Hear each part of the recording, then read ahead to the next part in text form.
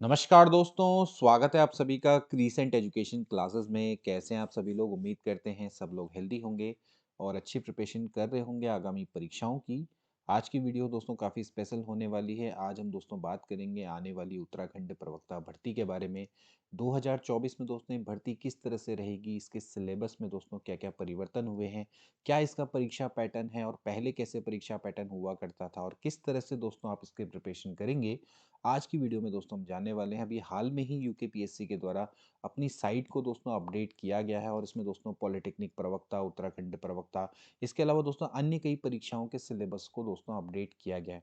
तो ऐसे में काफ़ी समय से अभ्यर्थी मुझसे पूछ रहे थे कि सर इस पर आधारित एक वीडियो बनाएं कि कैसे हम उत्तराखंड प्रवक्ता की प्रिपरेशन करेंगे और इसका क्या-क्या पैटर्न रहने वाला है, क्या इसमें बदलाव हुआ है या फिर कोई बदलाव नहीं है और किस पर ज़्यादा हमें फोकस करना होगा जब हम उत्तराखंड प्रवक्ता की प्रिपरेशन कर रहे होंगे। तो चलिए दोस्तों, आज की वीडियो काफ़ी स्पेशल होने वाली है। वीडियो को अंत तक देखिएगा और इसको अपने दोस्तों के बीच में ज़रूर शेयर कीजिएगा। तो चलिए आज की वीडियो को स्टार्ट करते हैं। तो दोस्तों, आज हम बात करेंगे उत्तराखंड विशेष अधीनस्थ शिक्षा प्रवक्ता संवर्ग सेवा सामान्य तथा महिला शाखा के सीधी भर्ती के रिक्त पदों पर चयन हेतु परीक्षा योजना के बारे में। यानी कि उत्तराखंड प्रवक्ता संवर्ग में सामान्य और महिला शाखा में दोस्तों जो परीक्षा योजना रहने वाली है, उसके बारे में दोस्तों आज हम डिस्कस करने वाले हैं। सबसे पहले दोस्तों हम बात करेंगे इसकी परीक्षा जो होगी वो कितने चरणों में होगी। 2 चरणों में दोस्तों इसकी परीक्षा होने वाली है। यहाँ पर दोस्तों आपकी जो 2 परीक्षाएँ हैं दोस्तों, एक है आपकी स्क्रीनिंग परीक्षा एंड इसके बाद दोस्तों जो परीक्षा होगी दोस्तों वो होगी मुख्य परीक्षा। अब कल दोस्तों मैंने एक वीडियो बनाई थी जिसमें दोस्तों मैंने आपको उत्तराखंड पॉलिटेक्निक प्रवक्ता के बारे में बताया था। वहाँ पर दोस्तों एक मुख्य परीक्षा थी और इसके अलावा दोस्तों वहाँ पर साक्षात्कार था, यानी कि इंटरव्यू था। तो लेकिन दोस्तों यहाँ पर आपकी केवल मुख्य परीक्षा और स्क्रीनिंग परीक्षा होने वाली है। यहाँ पर दोस्तों आपका साक्षात्कार नहीं होगा। अब स्क्रीनिंग परीक्षा सिंपल सी बात है, एक स्क्रूटनी टेस्ट होता है दोस्तों कि जो कि केवल और केवल छँटनी के लिए किया जाता है। जैसे कि नाम से पता लग रहा है कि इससे अभ्यर्थियों की छँटनी की जाएगी और उसके बाद दोस्तों जो फाइनल सिलेक्शन का आधार होगा वो केवल और केवल मुख्य परीक्षा होगा। यानी कि आपके मुख्य परीक्षा के अंकों को ही दोस्तों फाइनल सिलेक्शन में कंसीडर किया जाएगा। लेकिन you have to clear screening exam as well, क्योंकि दोस्तों स्क्रीनिंग परीक्षा को पास करने के बाद ही दोस्तों आप मुख्य परीक्षा में बैठ पाएंगे। अब यहाँ पर दोस्तों एक थोड़ा सा बदलाव किया गया है। पहले दोस्तों स्क्रीनिंग परीक्षा में मेरिट इंपॉर्टेंट होती थी। मेरिट के आधार पर दोस्तों सिलेक्शन होता था। केवल और केवल यही दोस्तों फैक्टर हुआ करता था। लेकिन अब दोस्तों आपको स्क्रीनिंग परीक्षा में न्यूनतम अंक यानी कि मिनिमम मार्क्स लाना भी दोस्तों अनिवार्य होगा। ये भी दोस्तों एक आपका एक क्राइटेरिया है। मैं आपको पहले ही बता रहा हूँ कि इस बार थोड़ा सा परिवर्तन हो रहा है। स्क्रीनिंग परीक्षा में जो कि वस्तुनिष्ठ प्रकार की होगी, यानी कि ऑब्जेक्टिव टाइप के दोस्तों इसमें प्रश्न आएंगे। इसमें आपसे टीचिंग एप्टीट्यूड और सामान्य अध्ययन यानी कि जनरल नॉलेज के 150 प्रश्न दोस्तों पूछे जाएंगे। हर प्रश्न 1 अंक का होगा। 2 घंटे का आपको समय मिलेगा। नेगेटिव मार्किंग भी होगी। लेकिन इसमें आपको न्यूनतम अंक भी लाने होंगे। जैसे फॉर एग्जांपल मैं कहता हूँ 40% अंक जनरल कैटेगरी के कैंडिडेट्स को लाने होंगे। इसके बाद फिर मेरिट बनेगी एंड देन उसके बाद आपको जो हाईएस्ट मेरिट में होंगे उनको कंसिडर किया जाएगा। ऐसा नहीं है कि अगर आप 40% ले आए तो फिर आपको सीधे-सीधे एंट्री दे दी जाएगी। तो इस बार दोस्तों ये क्राइटेरिया भी आने वाला है। तो थोड़ा-सा दोस्तों इस पर भी आपको फोकस करना होगा। पहले क्या होता था कि स्क्रीनिंग परीक्षा में जो आपका मेरिट में आपका आए, चाहे आपके 40% आ रहे, चाहे आप 35% भी ला रहे हैं, लेकिन फिर भी अगर आप मेरिट में हैं तो क्वालीफाई कर जाएँगे। तो इस बार दोस्तों डिस्क्वालीफाई का भी नेचर रहेगा और प्लस साथ ही साथ दोस्तों मेरिट में आने का भी चांसेस रहेंगे। तो स्क्रीनिंग में भी दोस्तों न्यूनतम अंक ले आए हैं। जैसे कि आप जानते हैं कि भैया अगर आप उत्तराखंड समूह गौ की परीक्षा जब देते हैं यूकेटीएससी में, तो वहाँ पर भी दोस्तों न्यूनतम अंक का क्राइटेरिया रहता है। ये अलग-अलग कैटेगरी का होगा, जैसे जनरल कैटेगरी का अलग, ओबीसी का अलग, ऐसे ही दोस्तों एससी एसटी का सबका अलग होगा। तो न्यूनतम अंक लाना भी दोस्तों इस बार अनिवार्य हो जाएगा।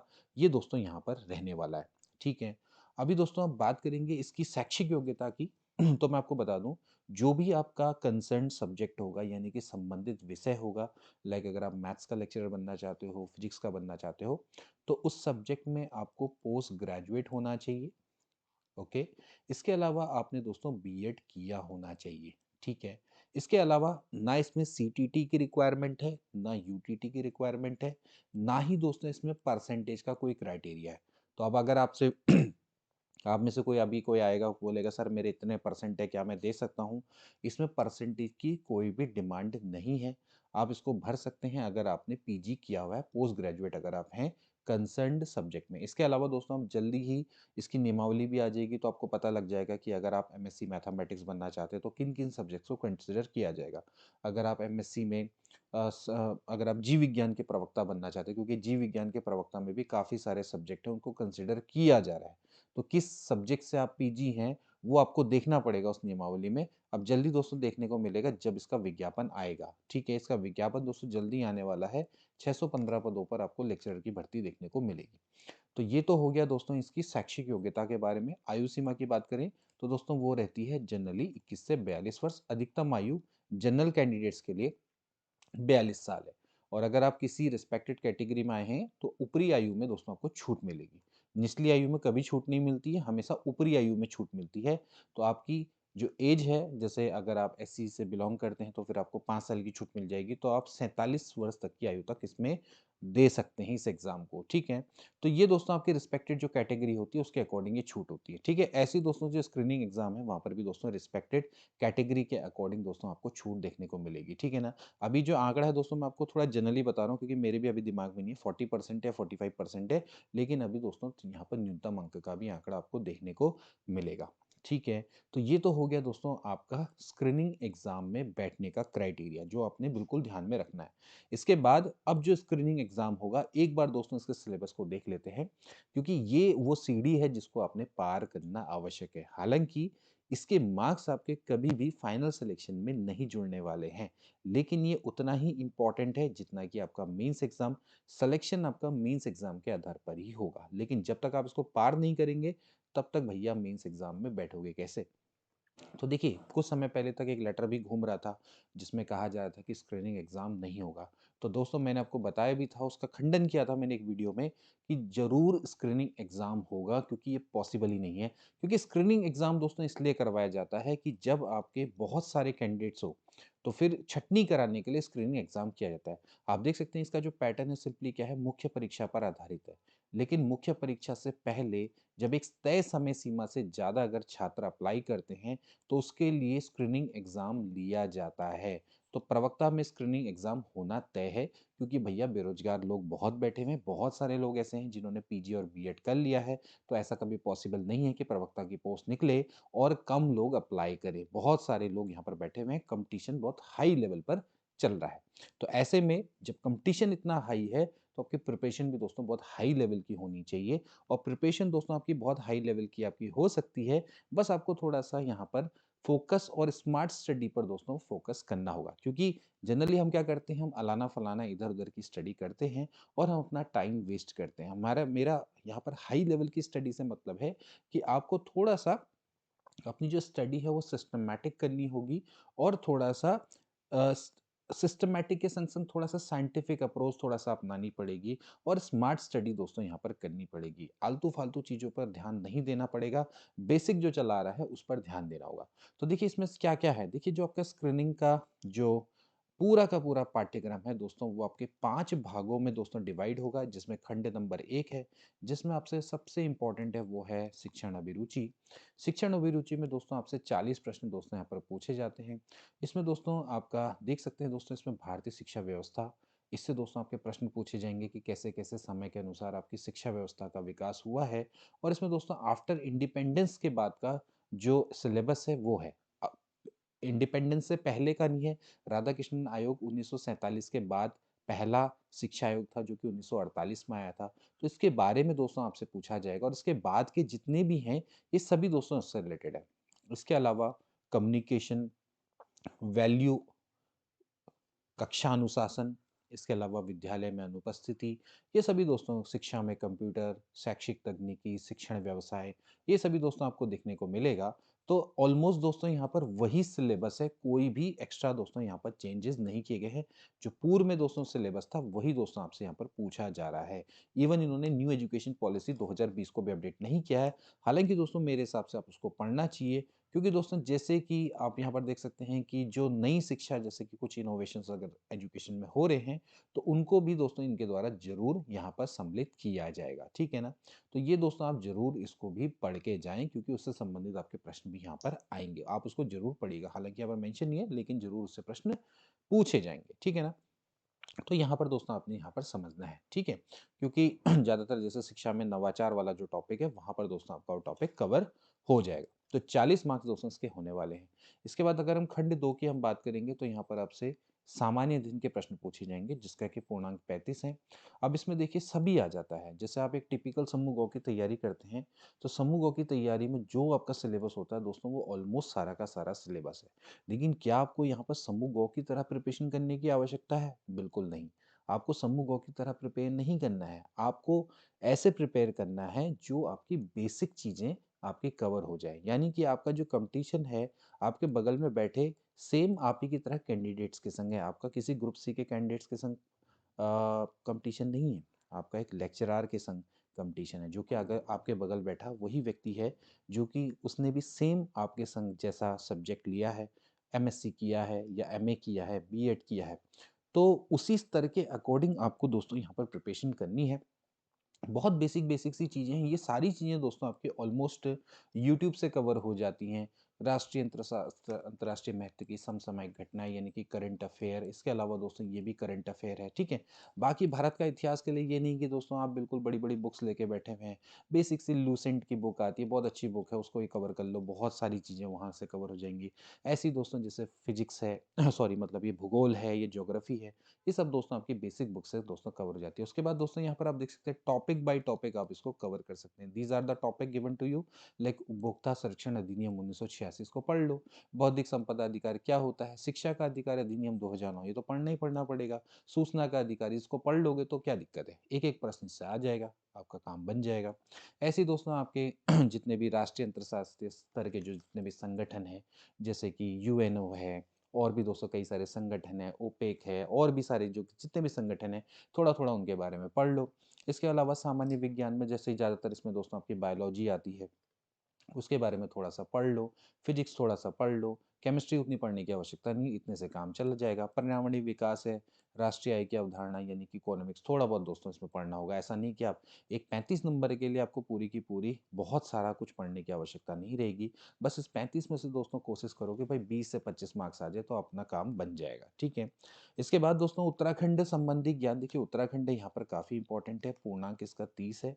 आपने समझना है कि पूर्णांक में जैसे उत्तराखंड की सामान्य भूगोल है, उसके बारे में पढ़ना है, उसका इतिहास है वो पढ़ना है। ये भी दोस्तों आपका बेसिक सी चीज़ें हैं जो कि आपकी बेसिक बुक से कवर होगी।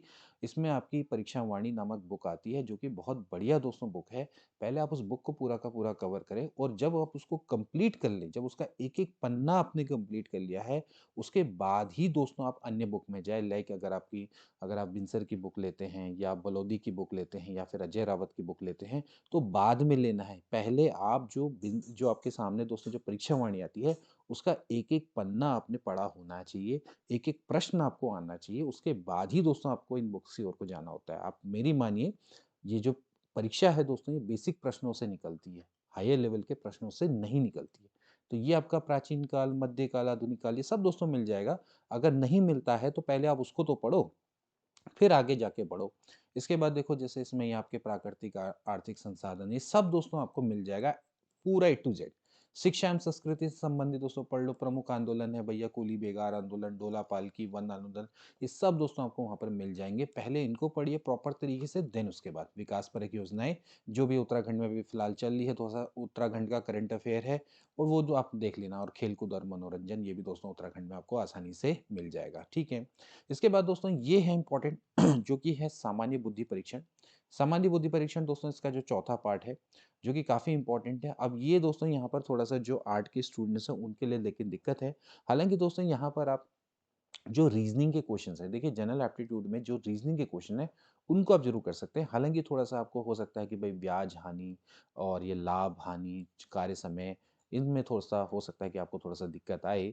लेकिन आप दोस्तों जो जितने भी जो प्रश्न आते हैं दोस्तों कि जैसे शाब्दिक, अशाब्दिक और विश्लेषणात्मक प्रश्न, ये दोस्तों आप इसको कर सकते हैं और बाकी जैसे कि तर्क वाले क्वेश्चन हैं, समानता एवं अंतर वाले प्रश्न हैं, ये दोस्तों आप कर सकते हैं। लुप्त अंक वाले वर्ण एवं अनुक्रम, ये दोस्तों आप बहुत आसानी से कर सकते हैं। इसके लिए एक बुक आती है जिसका नाम है आर.एस. अग्रवाल। आप उसको बहुत अच्छे से पढ़ें तो आपके काफ़ी सारे कॉन्सेप्ट दोस्तों ये बुक अपने आप में ही क्लियर करवा देगी। बाकी देखिए मैथ्स तो बहुत डीप होती है, जितना पढ़ो उतना कम। कोई भी सब्जेक्ट होता है बहुत ज़्यादा होता है वो, जितना पढ़ोगे उतना कम है, लेकिन आपको स्क्रीनिंग एग्ज़ाम को स्क्रीनिंग एग्ज़ाम की तरह ही लेना है। और बाकी दोस्तों यहाँ पर आपके जैसे वेन आरेख है, इनके बारे में दोस्तों आप पढ़ सकते हैं। थोड़ा बहुत स्टैटिस्टिक्स है जिसमें आपकी माध्य आता है, यानी कि मीन, मीडियन, मोड, रेंज, ये दोस्तों इस तरह के प्रश्न होते हैं। काफ़ी ईज़ी होता है। ग्राफ के द्वारा दोस्तों जो प्रेज़ेंटेशन दिया जाता है, उससे संबंधित दोस्तों इसके प्रश्न आते हैं। तो इसमें दोस्तों आपके 4 पार्ट है, मैं 5 बोल दिया ऊपर, तो 4 दोस्तों इसमें पार्ट रहेंगे। और ना ऐसा नहीं है कि इसमें अलग-अलग पार्ट में पास होने की आवश्यकता है। इसमें आपको कुल मिला के जितने भी पार्ट हैं, उसमें आपको कुल मिला के आपका जितना भी आपका टोटल बनेगा, उस टोटल के अकॉर्डिंग ही आपका यहाँ पर सिलेक्शन होगा। मेरे हिसाब से दोस्तों अगर आप इसमें 100 मार्क्स लाते हैं आउट ऑफ 150, तो आपका दोस्तों सिलेक्शन श्योर यहाँ पर हो जाता है। वैसे पहले 90 पे हुआ करता था, लेकिन अब क्योंकि कॉम्पिटिशन काफ़ी बड़ा है, तो फिर भी मैं बोलूँगा कि अगर आप आउट ऑफ 150 100 मार्क्स दोस्तों ले आते हैं, तो आपका 101% सिलेक्शन इसमें होना श्योर है। लेकिन अब यहाँ पर बारी आती है कि भैया स्क्रीनिंग एग्जाम की प्रिपरेशन के साथ साथ क्या मुख्य परीक्षा की भी तैयारी करनी चाहिए? आंसर है यस। अगर आप स्क्रीनिंग एग्जाम के संग संग मेंस परीक्षा की तैयारी नहीं करेंगे, तो फिर दोस्तों आपका जो मेंस एग्जाम निकलना है वो इम्पॉसिबल हो जाएगा। ठीक है, स्पेशली मैं बात करूंगा अपने सब्जेक्ट की। मैथमेटिक्स में तो दोस्तों ये बिल्कुल भी पॉसिबल नहीं है, क्योंकि मैथमेटिक्स दोस्तों एक ऐसा सब्जेक्ट है जहां पर आपको दोस्तों बहुत ज़्यादा समय की आवश्यकता होती है। जब आप स्क्रीनिंग एग्ज़ाम दोस्तों क्लियर करेंगे, तो उसके 2 से 3 महीने में दोस्तों आपका मेंस एग्ज़ाम करवा दिया जाएगा, या फिर उससे भी कम समय में। और इतने कम समय में मैथमेटिक्स जैसा सब्जेक्ट, साइंस जैसे सब्जेक्ट को कवर करना, या इवन कोई भी सब्जेक्ट को कवर करना जो कि आपसे डीप नॉलेज में पूछा जाएगा, क्योंकि आप देखिएगा जो मेंस का जो सिलेबस है वो काफ़ी वास्ट है, तो उसको कवर करना दोस्तों बहुत मुश्किल हो जाता है। तो आप साथ ही साथ दोस्तों मेंस की भी तैयारी करें। एक बार मेंस का सिलेबस आपको दिखा देते हैं। दोस्तों अब हम बात करेंगे मेंस के सिलेबस के बारे में। देखिए ये भी मेंस का सिलेबस है, और ये भी दोस्तों आपका वस्तुनिष्ठ प्रकार का ही होने वाला है। ध्यान रखना है कि स्क्रीनिंग के बाद दोस्तों जब आपका चयन होगा, तो यही वो परीक्षा है जिससे दोस्तों आपके अंक निर्धारित होंगे, और इन अंकों के आधार पर ही दोस्तों आपका सिलेक्शन होने वाला है। इसमें प्रश्नों की संख्या दोस्तों 200 होने वाली है, अधिकतम अंक भी 200 होंगे। सो आउट ऑफ 200 ही आपकी दोस्तों फाइनल मेरिट लिस्ट बनेगी। ठीक है, अब इससे कोई फ़र्क नहीं पड़ता कि स्क्रीनिंग एग्ज़ाम में आप 150 में से मान लीजिए 140 भी ले आते हो, और यहाँ पर दोस्तों अगर आप 200 में से 100 अंक भी नहीं ला पाते हो, और मान तो आपका जो सिलेक्शन का क्राइटेरिया होगा वो 100 ही होगा, इसका कुछ भी यहाँ पर आपको लाभ नहीं मिलने वाला। तो ये केवल क्वालिफाइंग है, इसको क्वालिफाई करना है with the help of merit. देखिए क्वालिफाइंग का मतलब क्या है कि मेरिट भी बनेगी यहाँ पर, ठीक है। तो लेकिन इसको आपने पार करने के बाद फिर यहाँ पर दोस्तों आपने बहुत ज़्यादा मेहनत करनी होगी। तो देख सकते हैं दोस्तों आपको केवल 3 घंटे दोस्तों मिलेंगे, और इसके अलावा इसमें आपकी नेगेटिव मार्किंग भी होने वाली है। अब देखिए यहाँ पर लिखित परीक्षा हेतु देखिए ये विषय सूची दी गई है। अंग्रेजी है, हिंदी है, संस्कृत है, ये सारे दोस्तों आपके लेक्चर है। कुल मिला के दोस्तों यहाँ पर 16 सब्जेक्ट हैं। अब इन सब की जो क्वालिफिकेशन है सबकी अलग-अलग है। कुछ सब्जेक्ट ऐसा है कि जहाँ पर मल्टीपल क्वालिफिकेशन देखने को मिलेगी। हिंदी, अंग्रेजी, संस्कृत, भौतिक विज्ञान, रसायन विज्ञान, गणित तक तो ठीक है, लेकिन जीव विज्ञान में हो सकता है कि कुछ और सब्जेक्ट को इंक्लूड किया जाए जिनसे आपने एमएससी किया होगा। अब वो देखना रहेगा वो क्या-क्या रहेगा, ठीक है? वो जल्दी ही आएगी। तो आप दोस्तों देख सकते हैं कि हिंदी का भी जो सिलेबस है काफ़ी वास्ट है, और ऐसे ही दोस्तों आप देख सकते हैं कि बाकी जो इंग्लिश का सिलेबस है वो भी काफ़ी वास्ट आपको देखने को मिलेगा। और देखिए ज़्यादातर दोस्तों जो सिलेबस है वो एक्चुअली आपका 12th बेसिस पे होता है। जैसे मैं मैथ्स की अगर मैं बात करूँ, जैसे आपका भौतिक शास्त्र का सिलेबस है, या फिर आपका दोस्तों अगर हम मैथ्स के दोस्तों सिलेबस की बात करेंगे, तो ज़्यादातर दोस्तों ये आपका क्या होता है 12th लेवल पर ही बेस्ड होता है। ठीक है, जनरली आपको देखने को मिलेगा कि 70 टू 75% दोस्तों जो सिलेबस होता है वो 12th का ही होता है। बाकी कुछ सिलेबस आपका ग्रेजुएट लेवल होता है, कुछ लेवल आपका एमएससी का, बहुत कम दोस्तों होता है। इसका मतलब ये है कि आपको बेसिक पे दोस्तों यहाँ पर ज़्यादा वर्क करना होगा। और 12th लेवल चाहे कोई भी सब्जेक्ट हो, सबका बढ़िया लेवल होता है। चाहे आप मैथ्स की बात करें, फिजिक्स की बात करें, चाहे आप केमिस्ट्री की बात करें, या फिर आप दोस्तों हिंदी की बात करें, या फिर आप अंग्रेजी की बात करें, या फिर और कोई भी सब्जेक्ट हो, अगर आप 12th लेवल का अगर आप पढ़ रहे हो, तो आपको दोस्तों बहुत अच्छी वहाँ पर मेहनत करनी होगी। ठीक है, यहाँ पर मैं आपको दिखा रहा हूँ, देखिए कार्बनिक रसायन काफ़ी अच्छे खासा दोस्तों यहाँ पर स्तर का लेवल दिखने वाला है। ठीक है, मैथ्स में भी अगर मैं बात करूँ तो ये हमारा मैथ्स का सिलेबस है। तो ये देखिए गणित में भी दोस्तों आपका अच्छे खासा दोस्तों ये लेवल आपको देखने को मिलेगा। लेकिन ये पूरा सिलेबस आपका क्या है 12th बेसिस पर है। कुछ इसमें ग्रेजुएट के टॉपिक हैं। जैसे ग्रेजुएट के टॉपिक में दोस्तों आपका क्या है कि यहाँ पर मैं आपको बताऊँ तो जैसे अवकलन समीकरण में दोस्तों आपके कुछ आ जाते हैं। इसके अलावा कुछ आपके लीनियर प्रोग्रामिंग में दोस्तों आ जाते हैं। फिर कुछ मॉडर्न अलजेब्रा में है। फिर एक कैलकुलस ऑफ वेरिएशन वाला टॉपिक है, थोड़ा सा वो एक टॉपिक आ जाता है। बाकी देखा जाए तो इसमें ज़्यादातर आपका जो सिलेबस है वो आपका बेसिक सा सिलेबस है, ठीक है ना। तो इस तरह से दोस्तों यहाँ पर आपको सिलेबस देखने को मिलेगा। तो इस तरह के दोस्तों यहाँ पर आपको सिलेबस है। बाकी देखिए इसकी जो पीडीएफ्स हैं वो हम अपने टेलीग्राम चैनल पर अपलोड कर देंगे। कल भी दोस्तों मैंने कहा था कि मैं पॉलिटेक्निक लेक्चर की अपलोड कर दूंगा, हालांकि मैं उसको कर नहीं पाया, लेकिन जल्दी इसको कर देंगे, कोई दिक्कत वाली बात नहीं है। तो आपने दोस्तों यहाँ पर देखना है कि अभी दोस्तों आपका उत्तराखंड एलटी भी दोस्तों आने वाला है, और उत्तराखंड एलटी के संग संग आपको दोस्तों लेक्चरर में भी मौका मिलने वाला है। तो दोस्तों एक बहुत अच्छा मौका रहेगा आपके पास कि उत्तराखंड एलटी और उत्तराखंड लेक्चरर की आप साथ साथ प्रिपरेशन करें, और एक बहुत बेहतरीन मौका है जिसको आप बिल्कुल भी अपने हाथों से जाने ना दें। तो दोस्तों आज की वीडियो के लिए इतना ही, क्योंकि काफ़ी समय लंबा हो चुका है इस वीडियो में, और आई होप कि दोस्तों आपके जितने भी क्वेरी हैं वो कंप्लीट हो चुकी होंगी। इसके अलावा पॉलिटेक्निक प्रवक्ता को की क्वालिफिकेशन को लेकर भी काफ़ी सारे प्रश्न पूछे जा रहे हैं। देखिए पॉलिटेक्निक प्रवक्ता की दोस्तों मैं आपको क्वालिफिकेशन में बता दूं, वहाँ पर दोस्तों पीजी में न्यूनतम 55% का क्राइटेरिया दोस्तों रहता है। पहले भी रहा करता था, अब हो सकता है कि वहाँ पर थोड़ा हो सकता है कि कुछ रिलैक्सेशन दोस्तों दिया जाए, लेकिन अभी तो फिलहाल जो पिछले बार की जो क्वालिफिकेशन थी वो दोस्तों यही थी। लेकिन अब देखते हैं कि क्या इसमें चेंजेस आते हैं, अगर पोस्ट ग्रेजुएशन में 55% लाने की अनिवार्यता रहती है या नहीं रहती है, क्योंकि दोस्तों आपकी लेवल 10 की पोस्ट है या आपकी लेवल 8 की पोस्ट है, प्रवक्ता लेवल 8 है दोस्तों, वो लेवल 10 है। तो ध्यान रखना है कि थोड़ा सा लेवल 10 है, तो इस कारण से दोस्तों जो पोस्ट ग्रेजुएट है वहाँ पर थोड़ा ज़्यादा परसेंटेज मांगी जाती है। तो अब मिलेंगे दोस्तों नेक्स्ट वीडियो में, तब तक के लिए take care and good bye.